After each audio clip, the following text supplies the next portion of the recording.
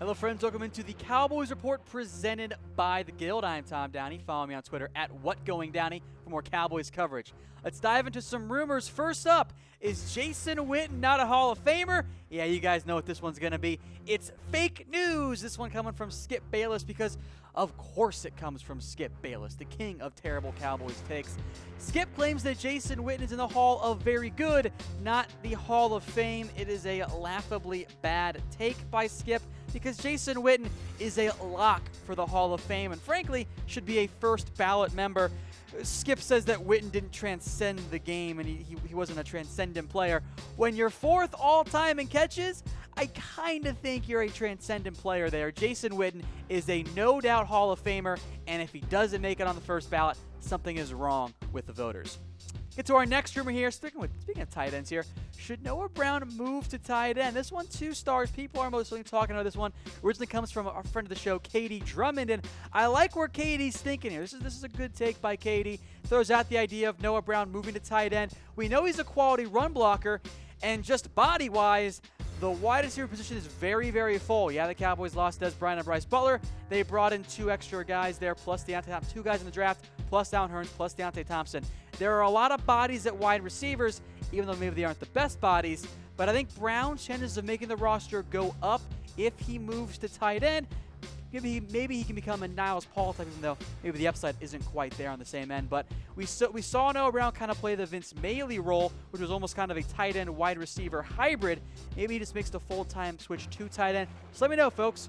Where should Noah Brown play this year? Give me a like for tight end, a heart for wide receiver, and I guess a wow face if you want him to switch between both.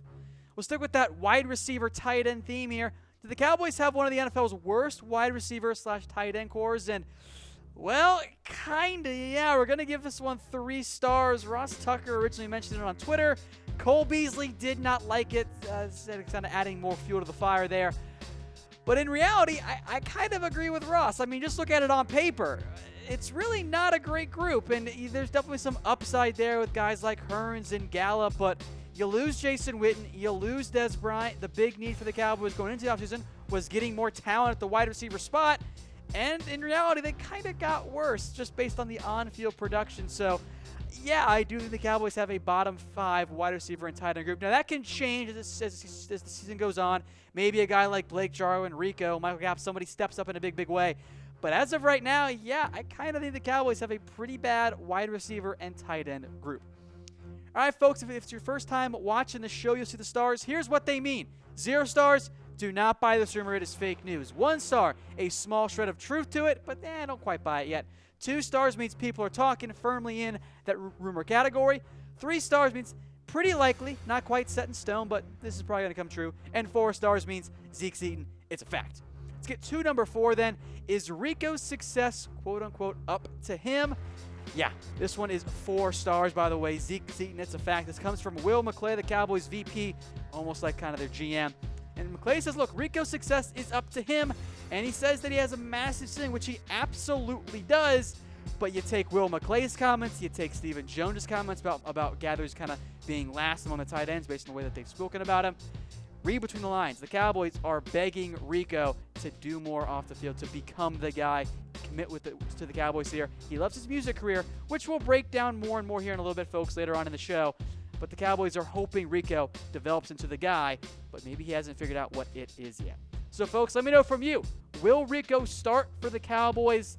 I'm not feeling all that optimistic, but we will break down Rico's game here in a little bit, so stay tuned for that.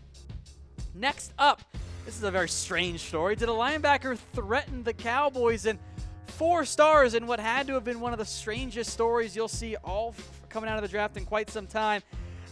Keanu Reed, a former linebacker from the University of Tennessee at Chattanooga, threatened the Cowboys in various tweets and reached out to a bunch of different people, kind of demanding the Cowboys to draft him and to sign him. The Cowboys eventually called the police to check in on Reed. The police sent a SWAT team to go check in on Reed. He's 26 years old, hasn't played since 2020, and had called members of the Cowboys telling him that they needed to sign Reed and that he was making threats to harm people if the Cowboys did not do so. Some of it very vulgar as well. Reed said he was frustrated the Cowboys wouldn't show him the real money and sign him to a contract because, yeah, the Cowboys are going to sign a linebacker who hasn't played in over 4 years. Very strange story. Really clearly needs something. Hopefully he's able to get it. Keep it rolling now with some more rumors here. Have the Cowboys drafted 4 starters for 2018? Well, people are talking, but I'm not quite feeling quite as optimistic. 2 stars on this one. You figure Leighton Vander will get at least starter snaps, maybe not a full-on quote-unquote starter outside of 3 linebacker packages, but we'll count him as a starter. Connor Williams, he's going to start at left guard. So to get to the 4 then, can Michael Gallup and Dalton Schultz start? Because Dorrance Armstrong is going to be a rotational guy early. So can Gallup and Schultz be the starters at tight end for the receiver and tight end for the Cowboys?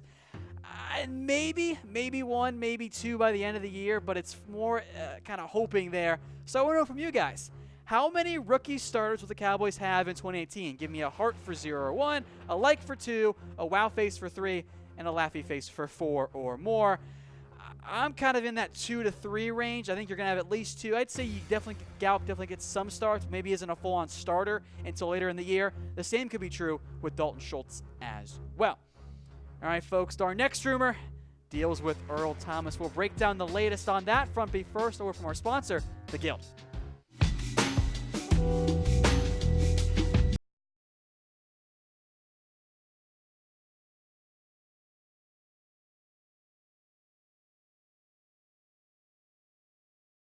Just the 1 star. Sorry, I know a lot of you guys don't like this. I've seen quite a bit of it on Twitter and in the comments as well.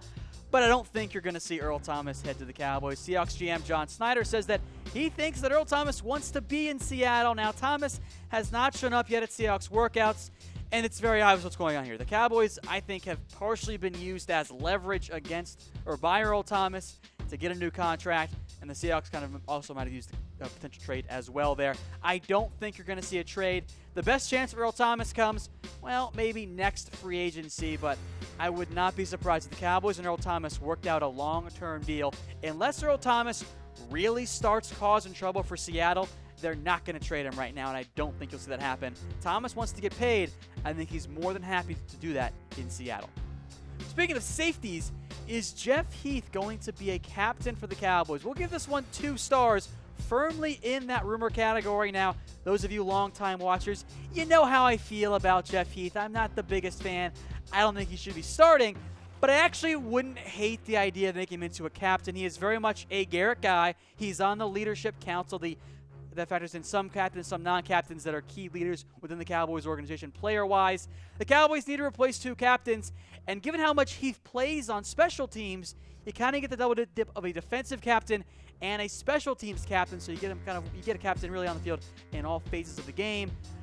I get it. I am okay with it. We'll see what happens there. The Cowboys do need to replace 2 guys. Watch out for some offensive linemen, be it Frederick Martin or Tyron Smith as well, to get that captain's seat.